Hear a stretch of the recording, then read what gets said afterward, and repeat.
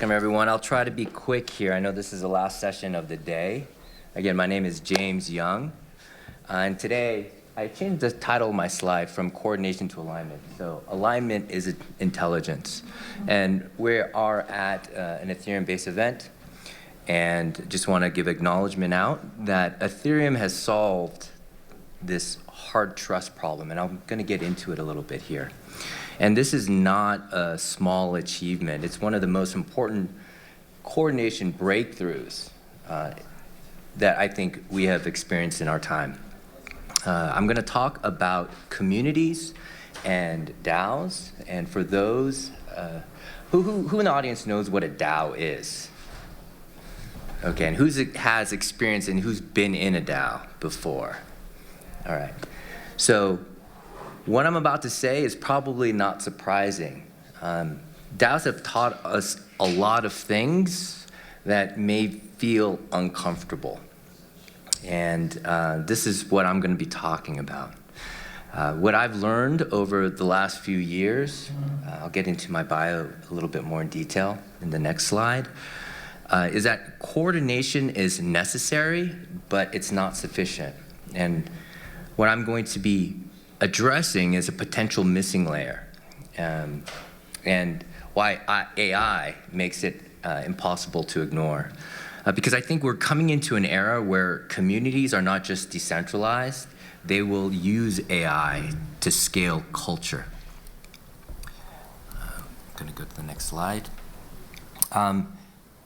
It's not going to the next slide. While I try and figure this out, I just wanna give a shout out to Anjali. She is actually my co-founder and my wife. Today is Valentine's Day, so I felt that it was a good thing to say. I'm just privileged to have been able to be with her for over 30 years now. And so I just want to say happy Valentine's Day to Anjali. Oh, there we go. Okay, so why me? As mentioned briefly before, is I helped co-write the MolochDAO white paper. I was fascinated with Ethereum when I saw the DAO. I'm not a trader.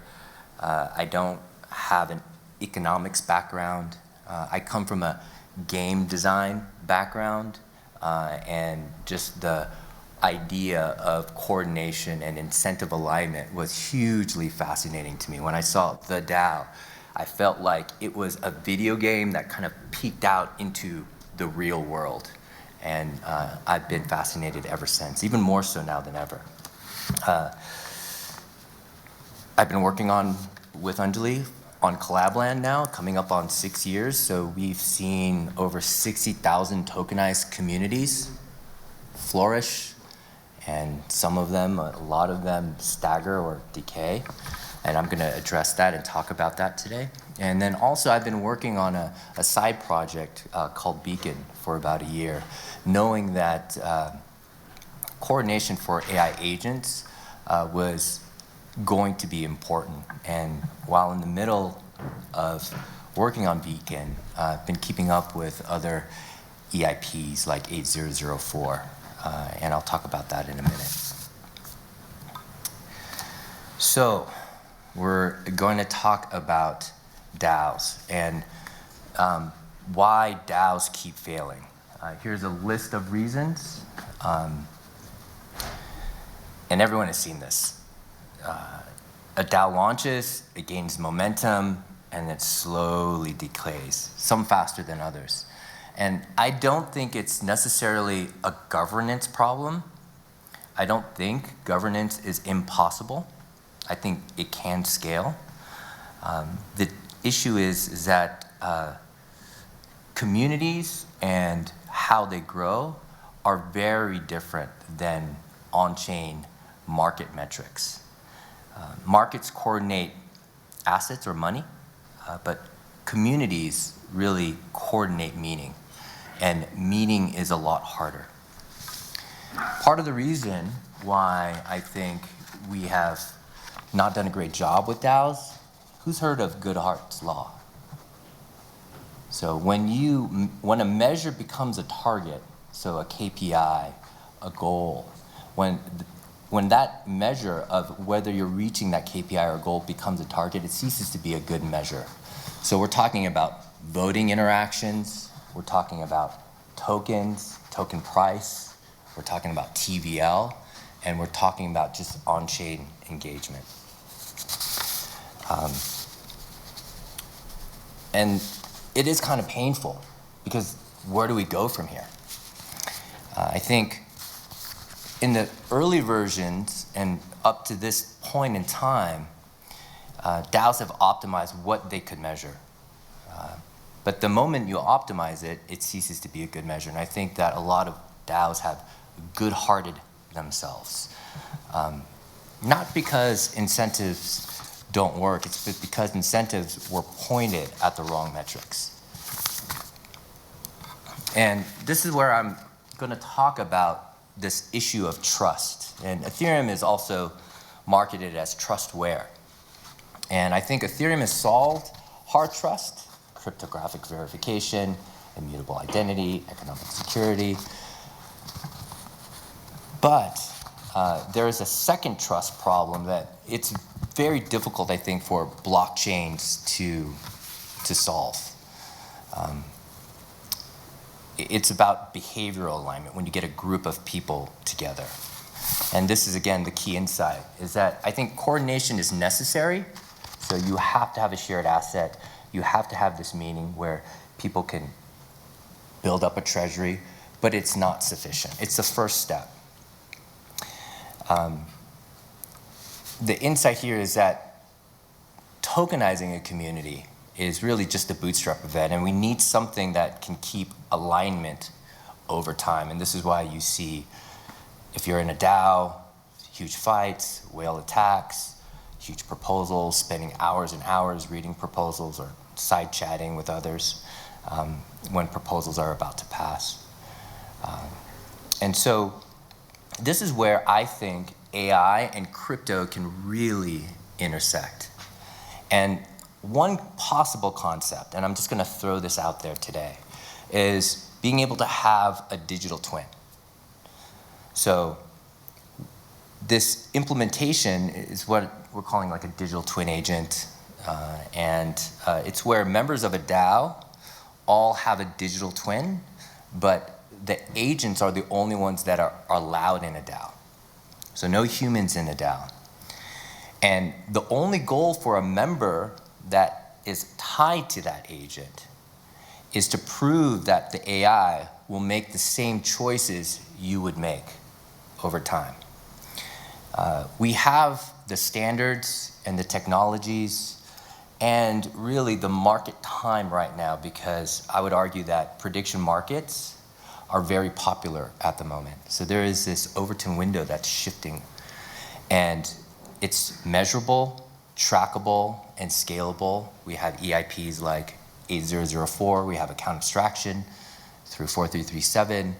We have delegations. I highly recommend anyone in the audience that is looking toward agents to look at the MetaMask delegation toolkit, which allows smart accounts to delegate some authority to their accounts. And there's a minimization, I believe, and an exploration to figure out this type of shift, because you're not then relying on these proxy metrics that we have had in previous versions of DAOs, but we're using repeated revealed preference over time. And in AI parlance, this is called coherence. And so I'm going to describe how it works, at least one example. Again, you can think about this as a user playing a prediction market game with their digital twin agent. So what happens is an AI asks a user multiple choice questions, but before delivering the questions to the user, the AI also guesses. You could use ZK proofs so that it's not leaked or revealed, or it's held private. The AI will guess what the user would choose ahead of the user choosing. And after the user has submitted the guess, the AI's guess is also revealed. If it guesses correctly, its coherence score goes up. If it guesses incorrectly, its coherence score goes down. And I have an example, the video of this. I worked with a non-developer on this, vibe coded this. You can see that there are different types of games you can play. Here you're doing a solo practice. The AI is generating random scenarios for you to choose from. It's trying to guess what you would answer, so it's coming up with a detailed, personalized scenario, and it's going to give you the multiple choice answers. You answer and you submit, and here the user has surprised the AI. And you see the user's choice, and you see the AI's predicted choice, you see the AI reasoning, and then you see this 2%. This is what we're calling this coherence score. And so the idea is once you reach a threshold with your agent and you have a high enough coherence score, the agent can then begin doing things on your behalf.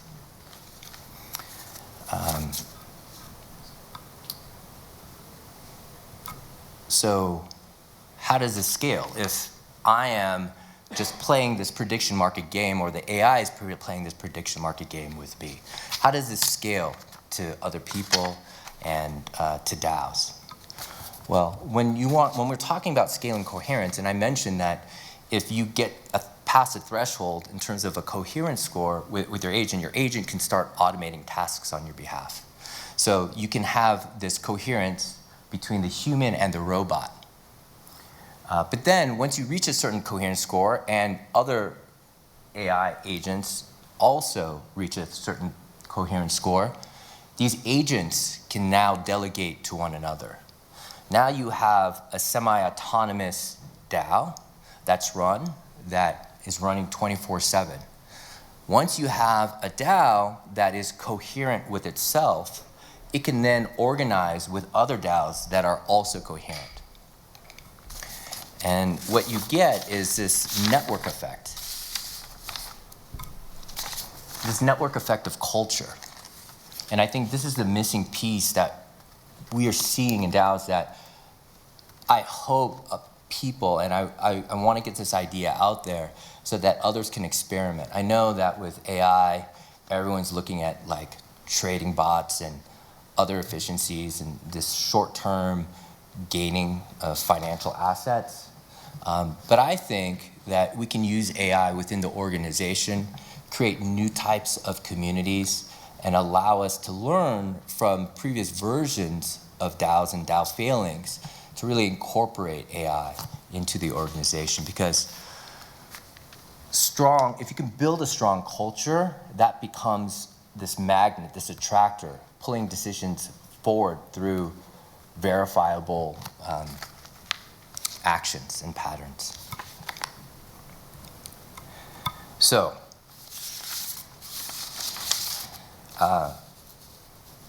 it's time to put the A back in DAOs.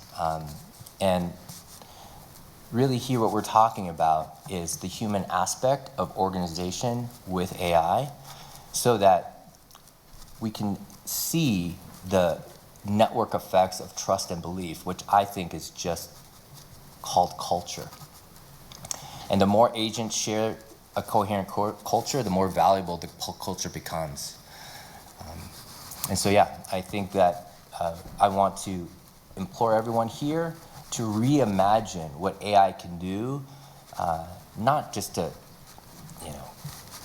increase your earnings, but also help with organization and scaling organizations and communities. Thank you.